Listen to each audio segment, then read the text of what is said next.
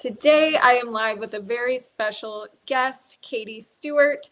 She is a registered holistic nutritionist. She's also the founder of the Clear Skin Solution, and I'm going to get more into what she does in her bio. But before we do that, you are currently listening to the Health Coach Nation podcast. I'm your host, Hailey Rowe. I'm a marketing and sales coach for wellness professionals, life coaches, and online entrepreneurs who want to book more clients and simplify their marketing process. And today I wanted to bring Katie on because I talk to so many wellness professionals who want to see a real life example of somebody who is in the field, who's been doing it for a long time, who's good at what they do. And I can speak to the fact that Katie is very good at what she does. I actually worked with her as a client in her Clear Skin program, and I loved it. It was game changing. It was one of my best investments. I was doing a lot of reflection questions for the end of the year in 2025. And what kept coming up about what were your good decisions? What did you like investing in? I was like, oh, that program. So I kept realizing how grateful I am for it. And Katie had dealt with stubborn acne herself and many health challenges throughout the year, which is what got her into holistic nutrition. She has a top podcast, and you just did a rebrand, so I want to hear, not recently, but somewhat recently. So I want to hear more about that, but has an amazing podcast, one of the largest acne nutrition companies in the world. And she's over in Canada. So thank you for being here, Katie. I'm so excited. And tell me just first about the podcast rebrand and what spurred that, and then we'll get into some questions. Well, thanks for the lovely intro, Hailey. I think I need to bring you around as my hype woman every time I go somewhere. That was fantastic. And I'm just so appreciative that I got to be on your podcast. You were on our podcast, Keep It Clear. The episode should be out shortly. So it's just nice to kind of do that back and forth. And you're right, we did a rebrand on the podcast back in the fall of last year, so 2025. It was originally the Clear Skin Chronicles. And when I picked the name, I just picked a random name. I didn't like it, to be honest, but I was like, if I don't pick something, I'm never going to do it. So it was one of those things, was progress, not perfection. And then I decided last summer that I really wanted to rebrand it, and Keep It Clear is what I wanted to move towards, because our podcast, yes, is skin focused, but it's also women's health focused. And at the core root of what myself and my co-host Chris do is we want to make things easy to understand, simple, which is what Keep It Clear comes down to. Yes, I love that. And it's so funny you said you just picked a name, because that's exactly what I did with this podcast, Health Coach Nation podcast, in 2017. And here we are still using it. But to be honest, one day it may change. So tell me a little bit about, before the podcast, before working with so many clients, all the success you've achieved. Tell me, what were some of the early days of your business? What did they look like? Well, I've been in the health and wellness world since about 2015. So prior to being a nutritionist, I actually worked in television. I worked for 14 years at Hockey Night in Canada. If you're not from Canada, that's our version of Sunday Night Football, one of the biggest national broadcasts in the country. I was working on air as a location host and a videographer. I never thought I was going to work in nutrition in the online space. Plus, back then, the internet wasn't really, social media didn't really exist. I'm dating myself, like it does now. So I had no idea that this was the career that I was going to get into for the rest of my life. So in about 2015, I ended up going back to school to study nutrition. Got a job working for a big name nutritionist here in Canada, Julie Daniluk. And I started working from home in 2015, before people did this. And I worked for her, and I saw how she was creating her sales funnels, and saw how she was coaching online, and saw all these things she was doing. I'm like, oh my gosh, this is so cool. I want to do something like this with my nutrition, because my goal had always been to get my nutrition background and then do something in television with my nutrition background. But as I was working with her, I'm like, oh, this can actually be a career, not just a side hustle. So I worked with her for a few years, and then I started developing my online brand. I'd always been posting on social media and trying to figure out what I wanted to do in my niche. And I didn't really realize when I was studying nutrition until I got into about halfway through my very first textbook, that acne that I'd been struggling with for the past few years after coming off the birth control pill that it was anything but a topical problem. I'd done all the topicals, like I'm sure you can attest, Hailey, on your own journey.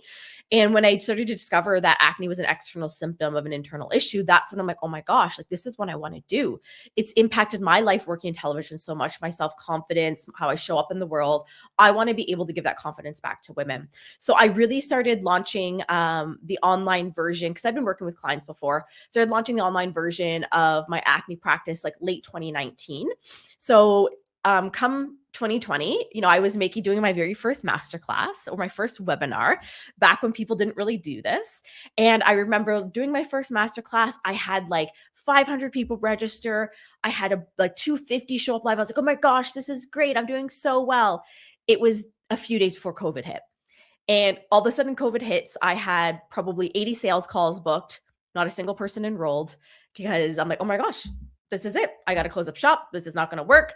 And everyone in my life, because at the time, about a year prior, I had gone through 2 pregnancy losses. So everybody in my life was like, Katie, like, I think you need to take a break. Like you're working yourself to the ground. Like maybe this isn't a good time. Like the world is changing, but I'm so stubborn. And I was like, nah, I'm going to figure this out. So I kept going and I pushed through, and I'm so grateful I did, because having an online business in 2020 already set up really, really helped, because that's when everybody went online. Oh my gosh, I totally agree, and was very grateful, not for COVID at all, but no, not for COVID. My business was online because so many people couldn't work. And that was a huge time when people were online and wanted to go online. So a couple things I love about your story. Number one, you said you had I can figure this out, or I'm going to figure this out mentality, which I think is so important. Number two, you worked for someone who was kind of like a mentor to you, or you were able to see someone in real life doing what you wanted to do. And I think that can be so powerful. So I'm never against, like, sometimes when my clients are having their own business, I always am not against them also doing like subcontractor work for a while, or getting in the field in some way so they can kind of see the behind the scenes. So I love that you did that as well.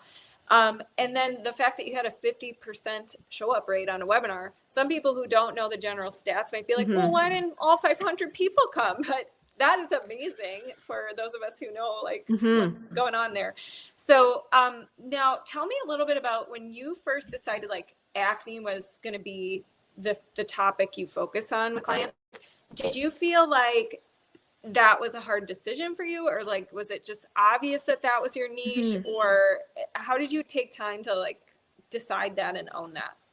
Yeah, because this was back in the early days of like online coaching space, right? You've been doing this for a while too. And I'm such a big advocator of you need to learn from somebody. Like I've invested so much back in mentors and business coaches, because I didn't know this. I didn't go to school for business. I went to school for journalism. I have a television background. I knew nothing about this and like launching an online business. So I invested a lot of money back into this.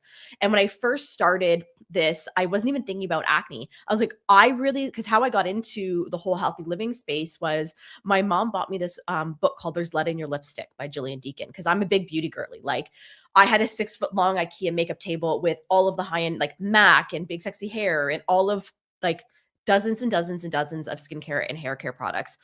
And I remember reading the book and thinking, there's no way these toxic ingredients are in my products. There's no way.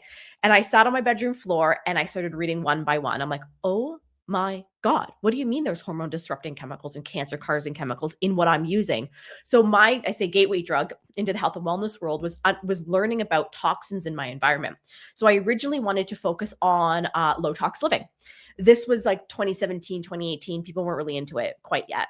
So I'm like, I don't really know. And like I love it, but it doesn't really kind of resonate. And I was thinking like, at the same time, this is when I was uncovering like, I've healed my acne and all of these things. And I'm like, I love talking about beauty and skincare and acne and confidence. And I know how much it impacted my life. So that's when I was like, you want to know what? I want to focus on this. Like because I know what it's like to like wake up first thing in the morning and cringe thinking about what's my new breakout's going to look like. Oh my gosh, I'm going to analyze my face I have to wear makeup in order to leave the house. I don't feel confident in my work. Like I knew how that impacted. So that's when I really wanted to not just have women clear up their skin, but get their confidence back. I love that. Yeah. I hear so many people like feel wishy-washy about their niche, but at the end of the day, you knew because it was something you went through and something you were passionate about. And what would you say to somebody who is like listening to this? Maybe they don't know. They love health. They got Mhm. certified. Any advice you'd give them? Absolutely. So I always say look back on your life and like what for a lot of health and wellness practitioners, they got into this alternative holistic health and wellness space because of something they experienced. Like 99% of the practitioners, they had a personal experience with acne, with thyroid, with Crohn's, with something, and oftentimes they had gone through the medical system and it didn't work out for them. They felt let down, they didn't feel seen, they didn't feel heard. And really looking back at your journey, I think is one of the most powerful things you can do because you understand and know the journey so well. And I think it's so important to learn from people who have been where you are because they get it. They understand. And for so many people, if you're working with someone who's never dealt with acne, in my case, you don't know that it's not just a physical issue, it's an emotional one, it's a mental one. And when you can really resonate with where your client's at, I think it can just give you such a deeper understanding of their journey and really allow to help them. So I always say, look back on what's impacted you the most. And then from there, kind of narrow down what you feel like you could really make a difference in the world with. Yes, yes. And Mhm. I was listening to one of your podcasts recently, actually, and you were talking about how 2025 was a big year for you with a lot of personal life stuff going on. Oh, yeah. And you've also mentioned in the past you've had pregnancy losses and Mhm. other things like that. And owning a business is hard enough, but when you're dealing with life stuff like that, that's way heavier. Mhm. How do you, first of all, how do you just decide how to keep showing up and what to share versus what to Mhm. not share? Let's start there, but I have Sure. more questions about this. Absolutely. Yeah. And yeah, I did have a very vulnerable podcast episode come out, but I've always told myself that because of, I have a platform and so many of us have a platform, whether it's small or it's bigger, it doesn't matter. And I've always wanted to be as transparent and share and be as vulnerable as possible. Because back in 2019, for my first pregnancy loss, I was 5 months into my pregnancy. So people knew I was pregnant. Like there was no hiding. Like I was pregnant. I had a belly. I was posting on social and talking about it. And when we found out 5 months in, and I had to be induced for labor and have a stillborn, I had to share with what was going on because I like my following was much smaller. It was only 5,000 at the time. And I had to share it because I didn't really have an option. And I made the decision of I'm going to put a blog out about it. I don't think anybody's going to read it. I'm going to do it anyways. And I shared it on social media. And even though I had a smaller following around 5,000, I received probably like anywhere from 5 to 600 comments, messages, emails, DMs across all the platforms. And I was shocked that anybody even read it. And so many women said, Katie, thank you so much for sharing that because I went through something similar and I felt so alone on this. I cried to myself. I had nobody to talk to about it. I had nobody to share this with. So I'm so grateful that you shared this. Some type of variation and like hundreds and hundreds of women said this to me.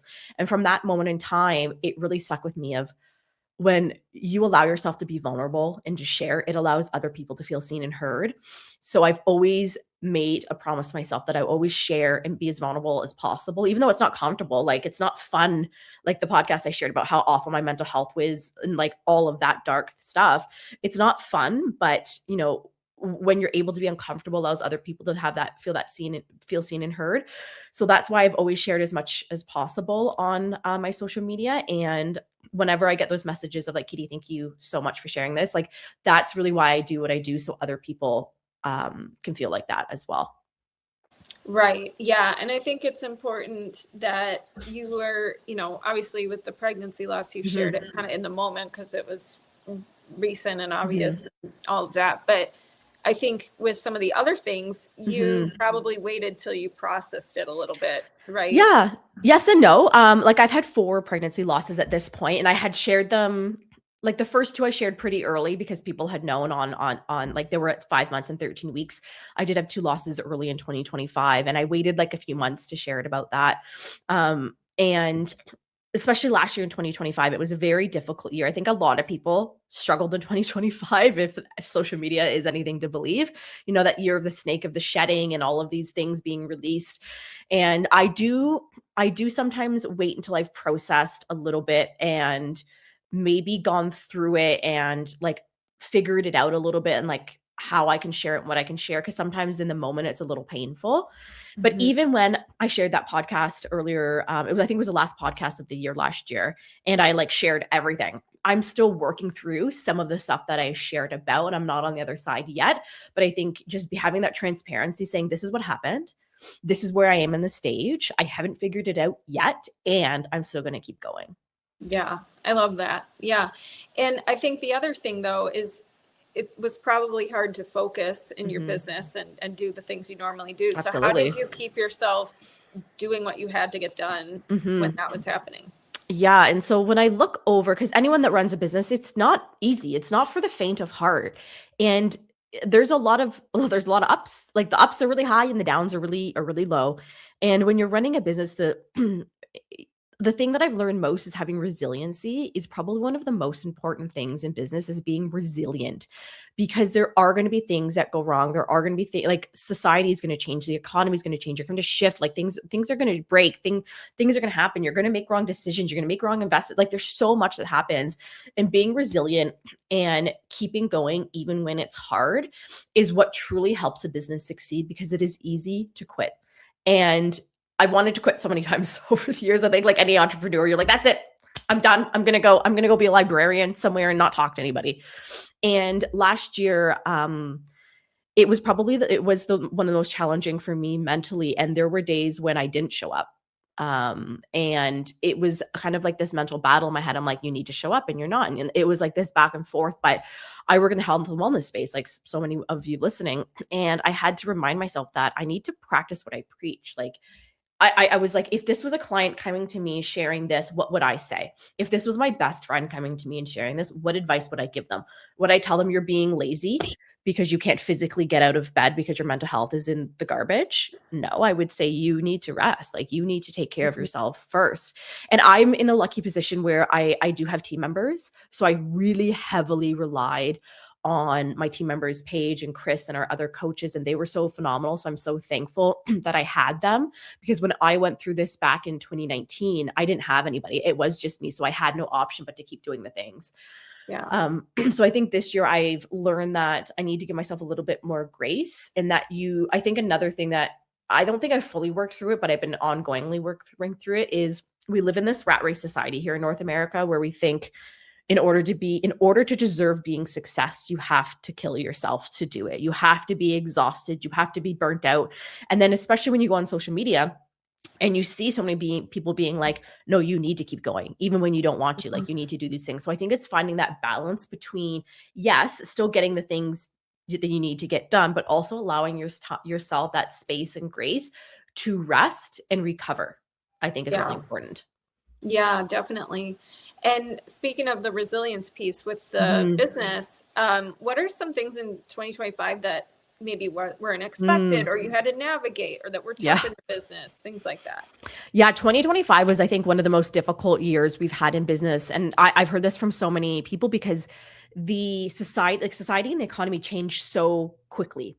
Not only was there like the trade, like the change in like political, there was the change in like the trade and the tariffs, and the economy was going down. And like here in Canada, the economy has not been good for the last couple of years. And even looking at things like the addition of AI, like the addition of AI was huge last year. So now we're starting to see, longer lead times between people learning about you and wanting to become a client, because now they're like, oh, I'm just going to go and try over here. And they don't realize that they're not going to get transformation through AI. You're going to get information, but you're not going to get transformation. So last year, I really noticed a change in buyer behavior where there's a longer buying cycle, where people, and so many people I think have also been burned multiple times, because in the health coaching space 5 years ago, I guess 8 years ago now, when I started, nobody was really doing it. Now the industry is saturated. So people are having to like sift through all of this information to find like who's the person for me. So I find the buying cycle is a lot longer. People's attention spans are a lot different. Even like the marketing, I feel like I really learned that how I was marketing last year, the word verbiage I was using, and like the tactics of over educating and giving all of that, like 10 tips and this and that, it's not really resonating and hitting the same way that it did a few years ago. So changing, I really sat with it, is like, how do I need to change tactics and the verbiage verbiage that I'm using in my marketing for clients to understand of why they need the support and why they need the accountability and that coaching piece versus just get like oversharing all the information. So I really noticed that shift.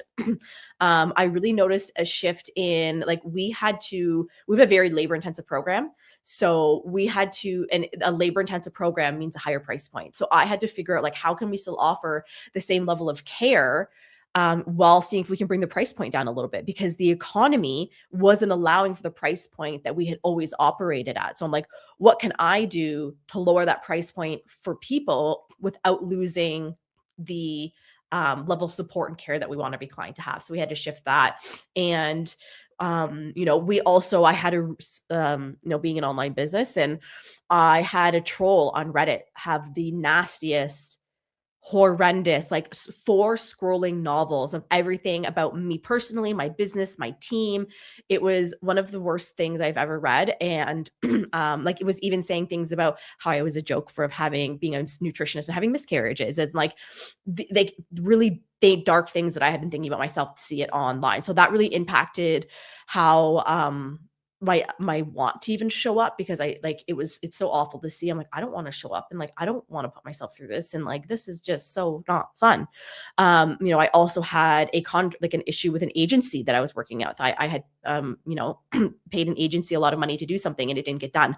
So now I'm having to take legal action. Like it just felt like there's so many things stacking on top of each other. So I would say that's I guess a roundabout way of saying like I felt like society shifted so quickly, and it took a little while to catch up and figure out, okay, well, how can I shift with society? Yeah, definitely. Love those examples you shared though about how you did shift and ideally things keep improving in 2026. And one of the things too that I wanted to ask you, because you do have a team and it's like a well-run situation. So thank you.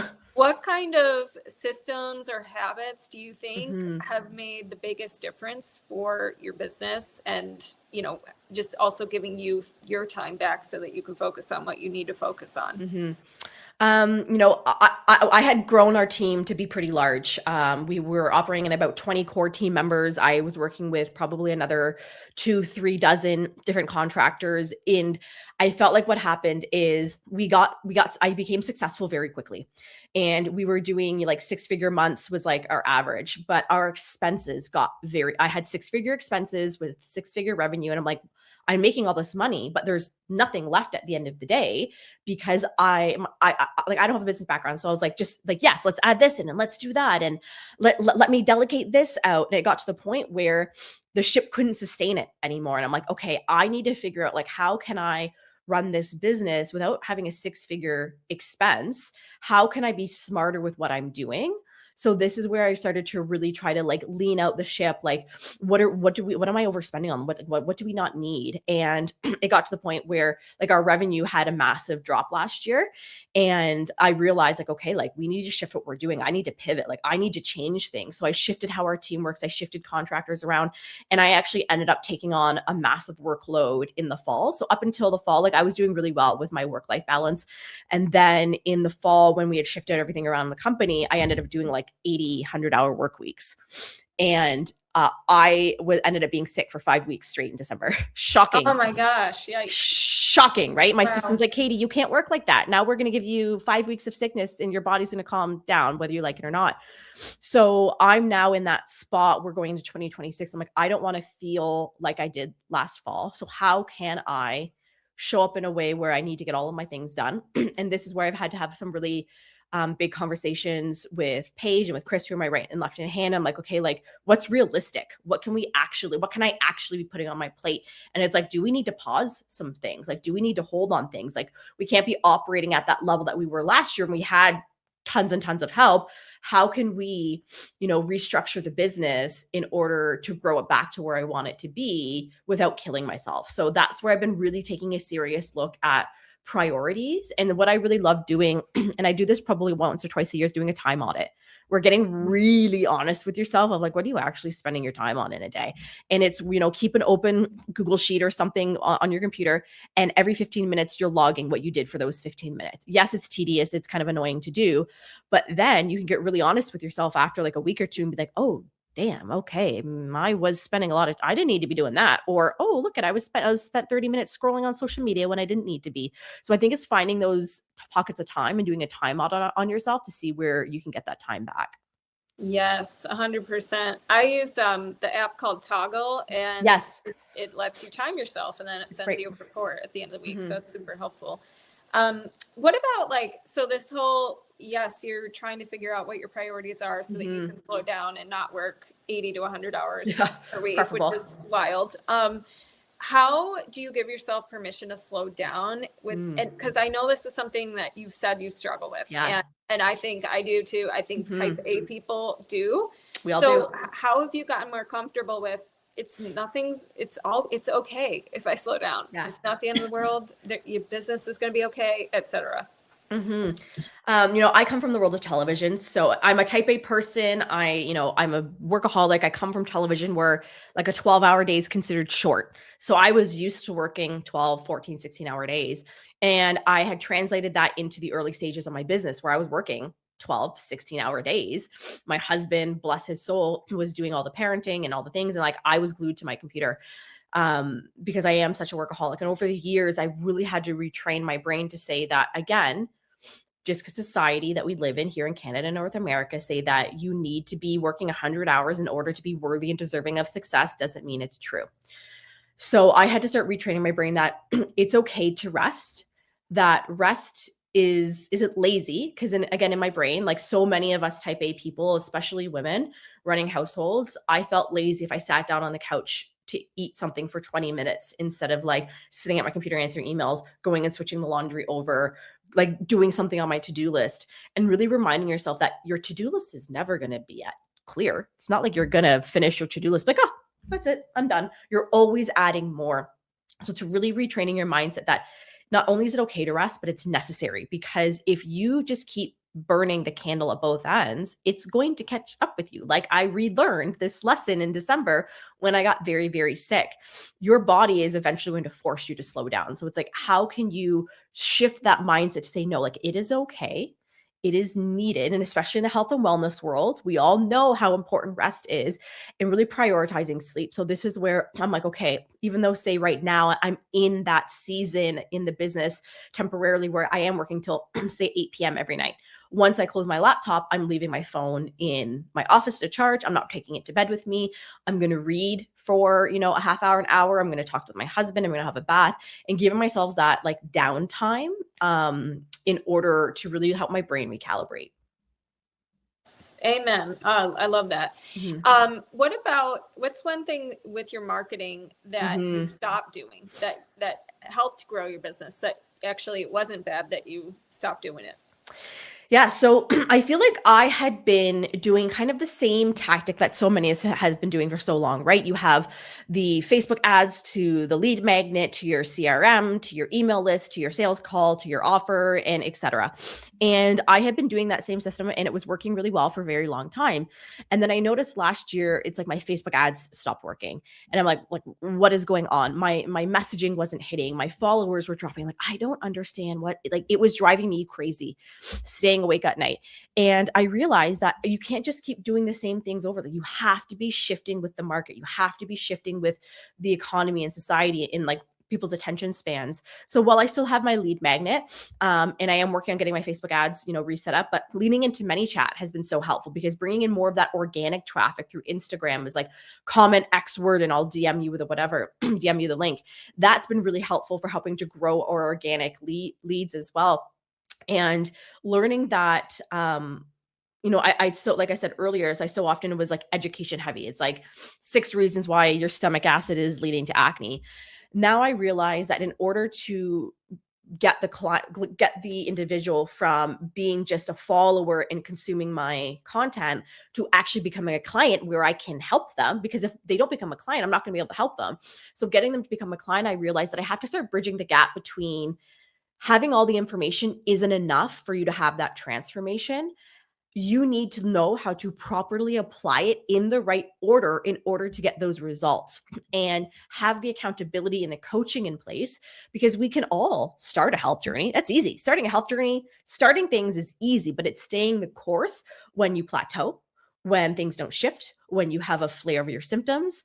It's really being able to stay the course through that. And that's where the coaching and accountability. So I've really started to shift my verbiage and my marketing to be more about how working with a coach, it gives you the container for the transformation versus just being like, hey, here's a crap ton of free information. See you later.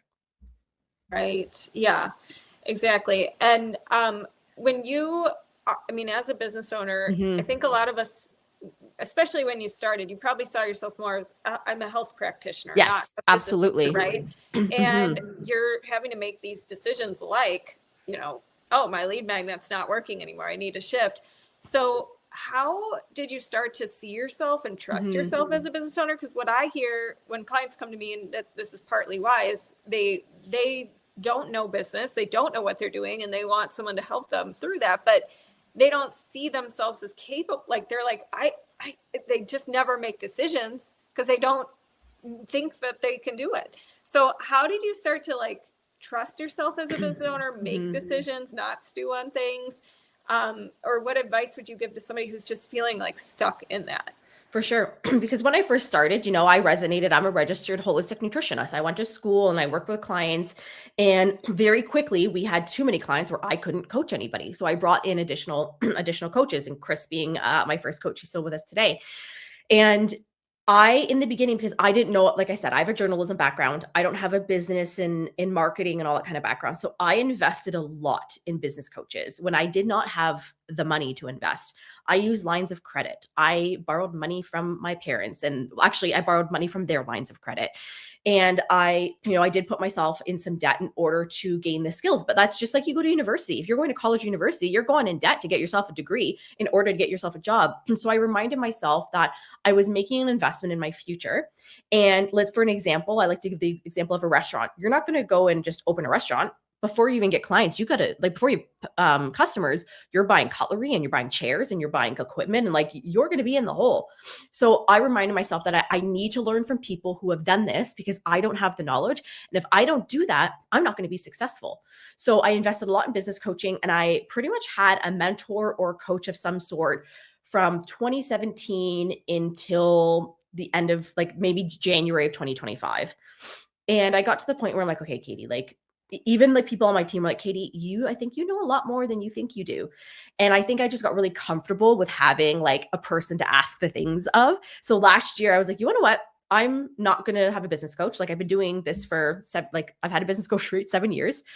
I really wanted to trust myself and make the decisions on my own. And that's, I think, really where my business did start to shift for the better, because I was able to start trusting myself more versus relying on outside validation and realizing like, oh crap, like I do know quite a bit by now. Yeah. So I think it was just learning and finally accepting that I knew more than I thought I did, is trusting myself and just working on like that confidence and self-esteem piece, because it got to the point where in my business, I no longer really resonated with the nutritionist title. I resonated with the founder CEO title, because that's what my role had become, and just trusting that I knew what to do. And, while there are difficult times in every single business, no business gets away scot-free with it being like hunky dory every single day. And learning that even in these difficult times of business is what lessons am I learning? It's making me a stronger person. And I like that saying, a smooth sea never made a skilled sailor. So when you have these challenges and these obstacles in your business, it's making you a better founder, a better business owner, a better CEO, a better whatever for, those future things to come. Right. Yeah. And you probably, having 7 years of working with mentors and things like that, built up your confidence, but having belief in yourself. And so that in the future, if you were ever going to invest again, you're using it more as a tool instead of like, oh, I need this, or this is my absolutely or that kind of thing. So what about with the new year being upon us? What does success look like for you this year? And maybe how has that changed? Yeah. The past. This is a great question because it's definitely changed from what it used to be. Is when I first started this, it was just how much revenue can I bring in? Is the amount of revenue to me equaled success. But when I got into that predicament where your expenses are getting pretty close to what your revenue is, I was like, okay, it doesn't matter if I'm bringing in X amount of money, if it's just going right back out the door because I have all of these expenses to pay. So now for me, success is like, what are my profit margins? Like actually looking at what is the profit margin of what I'm doing? Because why do I want to kill myself running this business if profits are at like a negative 1%? So how can I like I'm fine with making less revenue than I was before if my profit margins are better. So I think that's a really good mindset shift to have, that it doesn't always matter like that amount, but if you're having good profit margins, so that's something that I'm really going to be prioritizing this year. Success for me also looks like enjoying my life, not being miserable, because so often as entrepreneurs, like we want success so bad that we're sacrificing so much in our life. So for me, success is also going to be including how happy am I? Am I actually enjoying the things that I've created? Because even though now I'm in like a hard season of life, like when I look back, like the life I'm living now is what I would have died for like 8 years ago. Like the Katie from 8 years ago would be so proud and so impressed with what I've built. But as entrepreneurs, we're always reaching for that next step. We're like, okay, well, I've hit that goal. Who cares? Like, let's get to the next goal. So it's like also acknowledging when I do hit goals and being like, okay, damn, like that was good. Like, good job, Katie. And not always having to like reach for the next thing. Because my husband asked me something at the end of last year. He was feeling really ballsy that day, apparently. And he was like, well, like what level of success will be good enough for you? And I was like, Frank, that was a deep question that I don't want to answer. Because he's like, you never appreciate the goals that you reach. He's like, you never want to accept when you've reached these things. So I think success for me also looks like enjoying what I've built, being happy, the profit margins, and of course, having like the business being success and clients being happy and all of that as well. Yeah. Oh my gosh, I love that. Celebrating the success along the way. Mhm. And why are you doing all of this in the first place? And are you happy with what you're building? Exactly. Any other final words of wisdom you want to share with someone who's listening, who's maybe stuck in a stuck phase in their business, Yeah. either not growing fast enough, or maybe they're stuck because their client delivery is becoming too much? Any final words of wisdom? Yeah. Reminding yourself that like business isn't easy. And that's why not everybody has a business, because it is a lot to take on. It's like, birthing a child, and reminding yourself that resiliency and staying strong. And it's okay to have crappy days. It's okay to, have a bad day or to cry in the shower and be like, oh my gosh, this is so hard. That is okay. But just, then stepping back and looking at, well, okay, if the clients aren't coming in, or I'm stuck on plateaued, like, well, why am I plateaued? Like, and taking like an analytical look, like, don't, try and take an unbiased look. It's like, okay, well, I've been using the same marketing verbiage for the last 4 years, and clearly that's run out. So how can I shift my marketing to what my audience needs now? Or if, your clients, where your clients have stalled, it's like, okay, well, what do they need to hear? Because it really comes down to like, what does that client need to hear, or that person need to hear to go from an observer to an actual client? So just, I think, being a little more analytical and reminding yourself that businesses don't stay stagnant.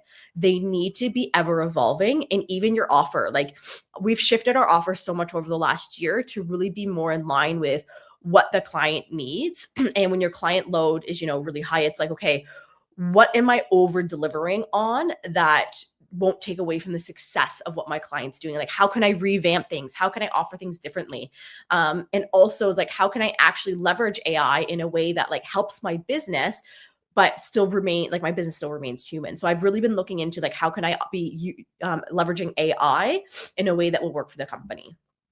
Yes, great. So you're listening to if you're listening to this, you're allowed to evolve. Your offer's allowed to evolve. Your team's allowed to evolve. You're not going backwards if you're changing things.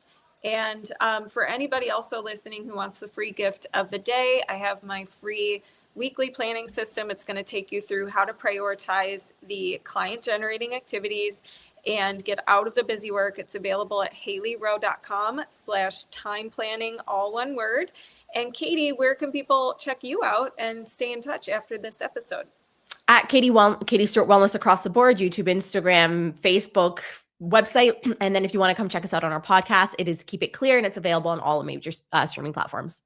Amazing. Well, thank you so much for being here, and I'll talk to you soon.